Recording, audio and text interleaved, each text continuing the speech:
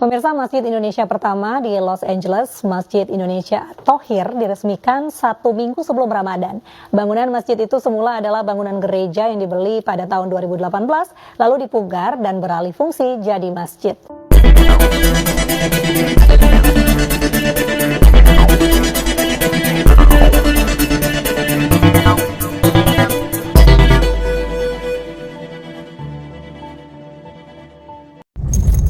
Halo saudara-saudaraku yang terkasih di dalam Tuhan dimanapun Anda berada. Bertemu kembali dengan saya Rina Solihin dalam channel Rina Menjawab. Teman-teman, saya banyak dikirimi ya oleh saudara-saudara kita yang dari seberang, yaitu video-video pendek teman-teman, banyak sekali ya, di mana mereka mengirimkan video-video yang menceritakan ya kejadian-kejadian di Eropa, di Amerika. Banyak sekali gereja-gereja yang berubah menjadi masjid.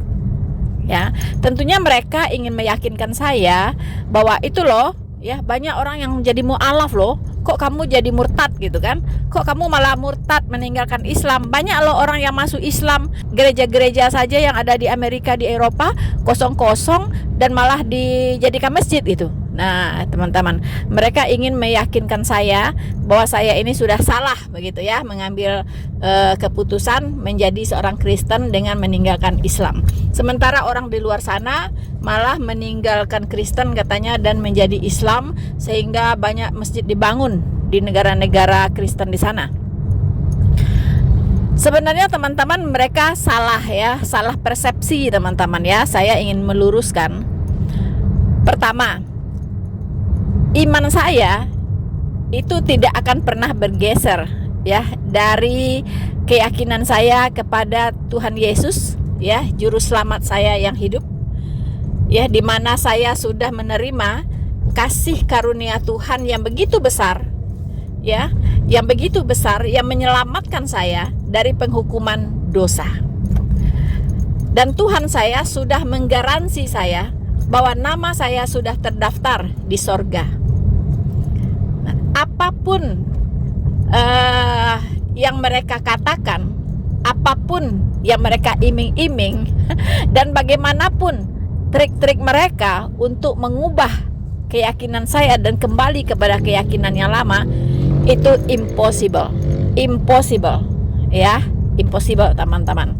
Karena saya sudah sangat memahami begitu dalamnya kasih Tuhan saya untuk saya, dan memang tujuan saya hidup, saya ingin memastikan begitu, setelah saya mati nanti saya mau kemana gitu.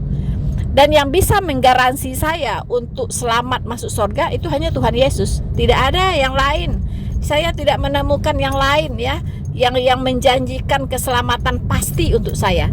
Hanya Tuhan Yesus yang berani memberikan janji pasti bahwa saya kalau mengikut Dia, kalau percaya Dia dan melakukan segala firman-Nya, dan Dia akan memberikan saya tempat di sorga ya. Bahkan Dia sekarang sudah menyiapkan tempat bagi saya di sorga. Bahkan nama saya sudah terdaftar di sorga. Luar biasa teman-teman. Tidak mungkin saya mengundurkan diri, begitu kan? Tidak mungkin saya mengundurkan diri. Nah, teman-teman, dalam kesempatan ini saya ingin mengedukasi ya teman-teman, saudara-saudara dari seberang sana yang ngirimin saya video-video pendek bahwa gereja di sana sudah banyak yang kosong, kemudian berubah jadi masjid, dan mereka mengatakan sudah orang-orang sana banyak yang jadi mu'alaf. No, ya bukan begitu saudara-saudaraku, bukan ya. Yang terjadi di Eropa dan Amerika bukan orang-orang asli sana menjadi muslim atau mu'alaf ya, berjibun-jibun, bukan mereka gitu ya. Itu adalah kebutuhan ya, kebutuhan tempat ibadah dari para pengungsi ya, dari para imigran yang berasal dari Timur Tengah, para imigran muslim ya yang berasal dari Timur Tengah berduyun-duyun menuju Eropa dan Amerika. Nah, mereka membutuhkan tempat ibadah ya, itu satu sisi. Yang kedua, harus bersyukur orang-orang Islam masuk ke negara-negara yang mereka sebut kafir, di mana di sana demokrasi masih berjalan dengan baik, toleransi masih berjalan dengan baik, hak-hak dasar manusia atau disebut human right, hak asasi manusia itu sangat diperhatikan, ya. Jadi Anda ke negara-negara kafir, ya, Anda katakan Anda ingin beribadah seberapa kali pun sehari, Anda ingin membuat tempat ibadah, itu no problem. Anda bahkan bisa membeli, ya, gereja-gereja yang memang sudah banyak yang kosong di Eropa sana. Saya juga tidak menampik bahwa gereja-gereja banyak yang kosong di sana. Nanti saya akan ceritakan kenapa gereja-gereja banyak kosong di sana, ya. Mengapa menjadi kosong gereja-gereja di Eropa dan Amerika? Pastinya tidak semua, tetapi banyak yang kosong. Banyak yang umatnya tidak mau lagi ke gereja, gitu ya. Tidak butuh ke gereja lagi. Nah, teman-teman, nanti saya akan ceritakan kepada Anda, ya. Tetapi yang ingin saya katakan adalah kalian-kalian yang muslim harus belajar dari negara-negara kafir, ya. Orang umat beragama itu butuh tempat ibadah. Dan secara hak asasi manusia itu harus diberikan, gitu. Tidak boleh dilarang orang beribadah, ya. Tidak seperti di Indonesia, ya kan? Kami orang Kristen di Indonesia ini mau membangun tempat ibadah saja sulit minta ampun, banyak tetap bengeknya. Harus inilah, harus SKB 2 menteri lah, harus apalah izin lah, tetap bengek semuanya, gitu kan? Bahkan gereja-gereja yang sudah berdiri pun tidak segan-segan kalian segel, gitu. Ya, kalian segel, orang dilarang beribadah.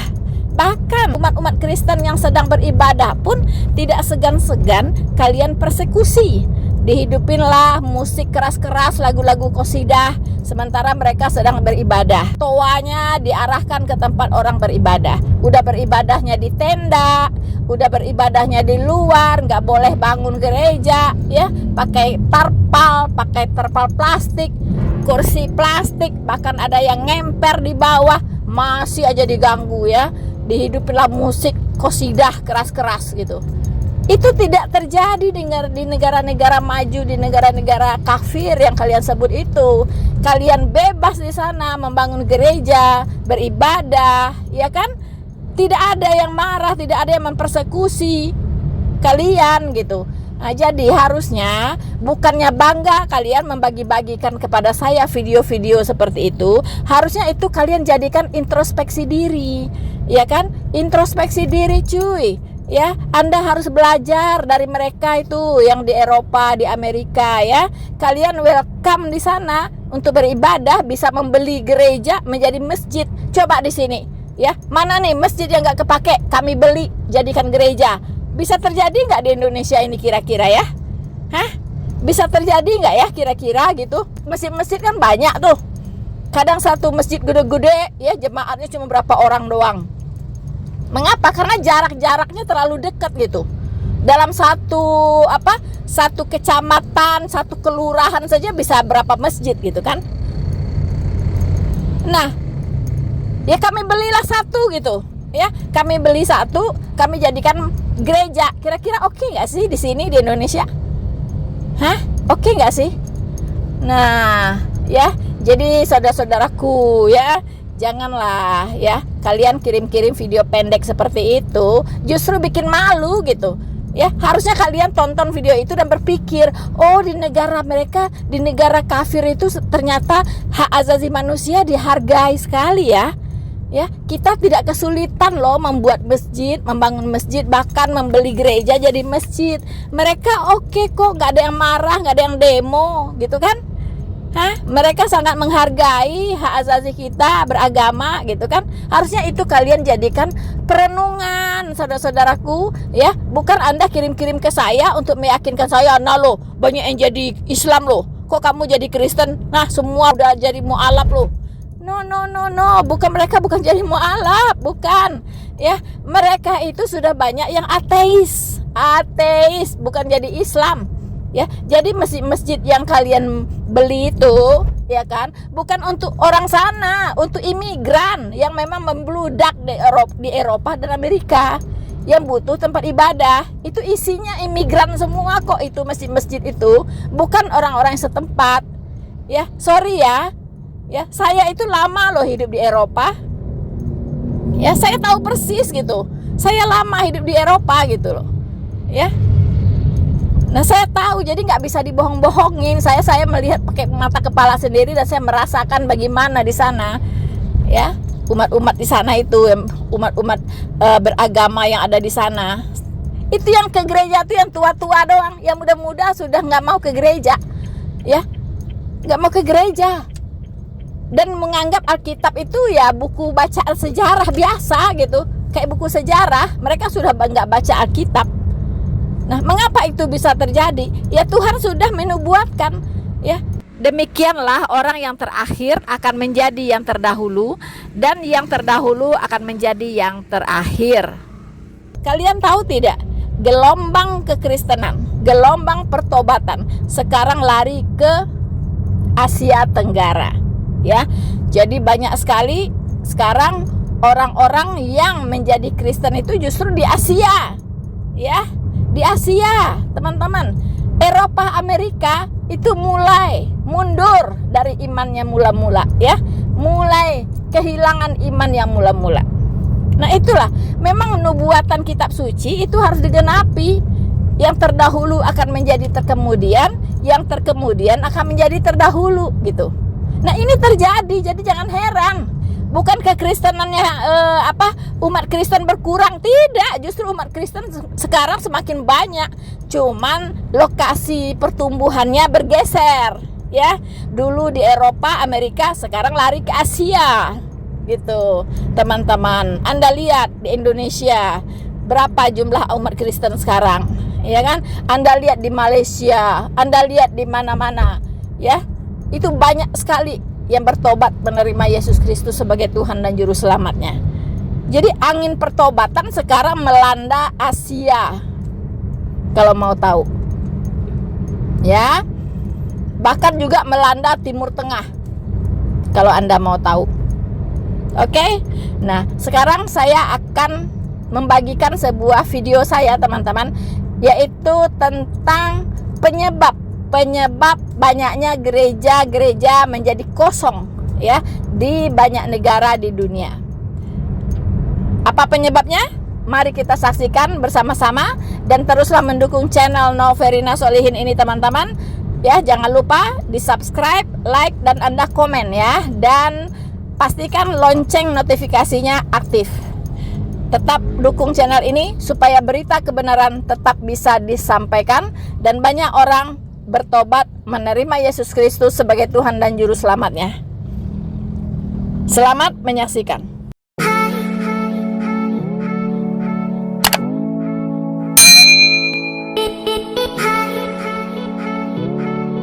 Halo saudara-saudaraku yang terkasih di dalam Tuhan.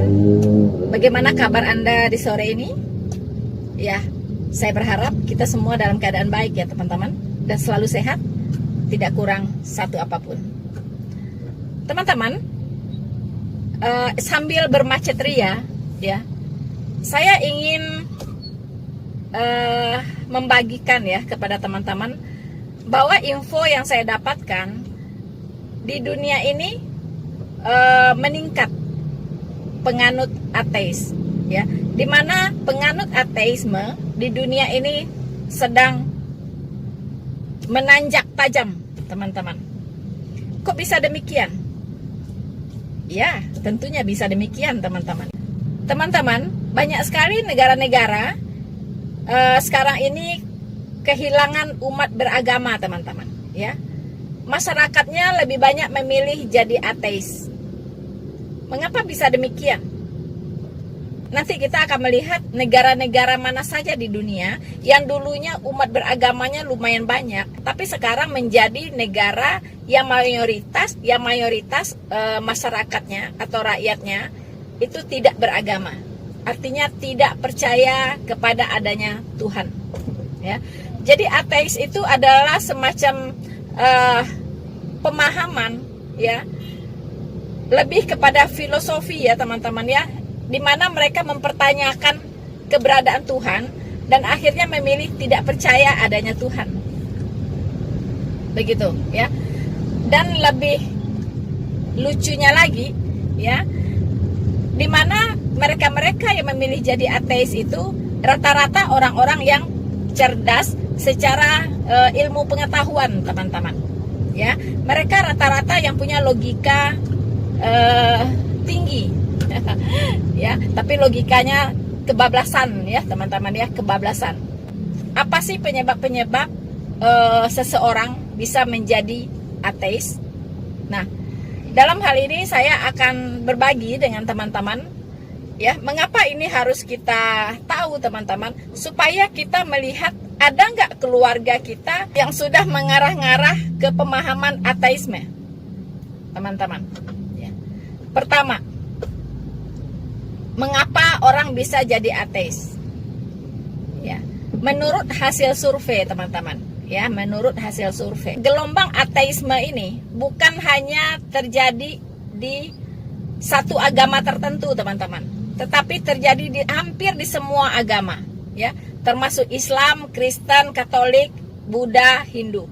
Itu ada arus, ya, ateisme itu terjadi, teman-teman, terjadi di semua agama, ya, bukan hanya di dalam agama tertentu. Dalam kesempatan ini, saya hanya akan berbicara dalam perspektif agama Kristen, yaitu agama saya sendiri tentunya. Saya tidak akan bicara tentang agama orang lain, ya. Biarlah orang Islam, ya, berbicara sendiri tentang agamanya, ya kan. Orang Buddha silahkan membahas tentang Buddha, ya, berkaitan tentunya dengan ateisme. Tetapi saya hanya berbicara dalam konteks kekristenan, teman-teman. Jadi, mengapa orang-orang Kristen bisa menjadi ateis? Ya, sekarang banyak sekali, ya, orang-orang Kristen yang bergeser menjadi ateis, teman-teman. Nanti kita akan lihat di berbagai negara yang dulunya mayoritasnya Kristen, hari-hari ini itu menjadi mayoritasnya adalah ateis, begitu. Loh, kok bisa? Bisa, teman-teman. Ya, untuk itu kita harus tahu apakah yang menyebabkan seorang Kristen bisa menjadi seorang ateis? Dari percaya Tuhan menjadi tidak percaya kepada Tuhan. Nah, teman-teman, pertama, miskin dengan pengetahuan yang benar akan firman Tuhan. Nah, penting ini, teman-teman, ya. Jadi orang yang bisa menjadi ateis karena miskin akan pengetahuan yang benar tentang kebenaran firman Tuhan. Tentunya dalam hal ini Alkitab. Itulah sebab pentingnya belajar doktrin. Ya. Orang-orang Kristen yang menghindari membahas tentang doktrin Alkitab, akibatnya dia tidak bisa lagi membedakan mana kekristenan, mana yang bukan. Dia akan menganggap sama saja, ya, agama itu sama baiknya, begitu, ya kan? Seperti dan cemu pindah menjadi Islam. Nah, karena dia mengira semua agama itu sama baiknya. Nah, ketika mengira semua agama sama baiknya, ya, tidak punya ciri khas lagi. Dia tidak tahu lagi membedakan mana iman kekristenan, mana yang bukan. Imannya dari waktu ke waktu akan tergerus dan hilang. Nah, disitulah akhirnya dia mengatakan, ada Tuhan dengan tidak ada Tuhan sama saja. Percaya Tuhan dengan tidak percaya Tuhan sama saja. Ya, apalagi kalau melihat negara-negara yang banyak mayoritasnya tidak menyembah Tuhan, tidak percaya kepada Tuhan, tapi maju tuh. Ya, kita sebut saja Jepang, ya kan? Jepang itu mayoritasnya ateis, tidak percaya kepada Tuhan. Kemudian China juga sama, ya, mayoritasnya tidak percaya kepada Tuhan. Nah, bahkan ateisme di China itu sangat digalakkan, teman-teman, digalakkan, ya. Jadi tidak boleh percaya kepada Tuhan, begitu. Tidak boleh percaya adanya Tuhan, ya. Jadi manusia ini mau baik, mau buruk, mau sukses, mau gagal, itu ditentukan oleh dirinya sendiri, begitu. Dirinya sendiri. Jadi saya melihat berkembangnya individualisme ini yang juga memicu berkembangnya ateisme, teman-teman. Karena kita lihat seperti di negara-negara Amerika, Eropa, ya, Mengapa orang cenderung sudah tidak peduli lagi dengan agama, tidak peduli lagi dengan Alkitab, tidak peduli lagi dengan hal-hal yang bersifat rohani? Karena mereka mengatakan tidak beragama pun saya tetap survive kok. Ya kan? Saya bisa sukses, saya bisa maju, saya bisa dapatkan apa yang saya inginkan. Jadi sama saja percaya Tuhan atau tidak percaya Tuhan. Begitu kan? Nah, teman-teman, ini nih ya, jadi harus hati-hati. Jangan sampai pemikiran-pemikiran seperti itu tertanam di otak kita, ya. Mereka lupa bahwa hidup itu tidak hanya di bumi ini, ya. Setelah kematian Anda mau kemana? Mau kemana? Nah, orang-orang ateis itu tidak percaya ada akhirat, teman-teman, ya. Setelah kematian ada kehidupan, ada surga, ada neraka. Mereka nggak percaya itu, ya. Kalau sudah mati ya sudah mati gitu, ya kan. Makanya banyak orang-orang di Jepang sana, kalau dia sudah mencapai standar tertentu, sudah jenuh, ya, dia sudah dapatkan semua apa yang dia mau, ya kan. Udah jenuh, udah nggak tahu lagi mau ngapain, akhirnya bunuh diri, teman-teman, ya. Bagi mereka meyakini kalau sudah bunuh diri ya udah selesai gitu, udah menghilang seperti debu saja. Mereka tidak tahu bahwa mereka akan dibangkitkan suatu saat nanti untuk dihukum, ya kan?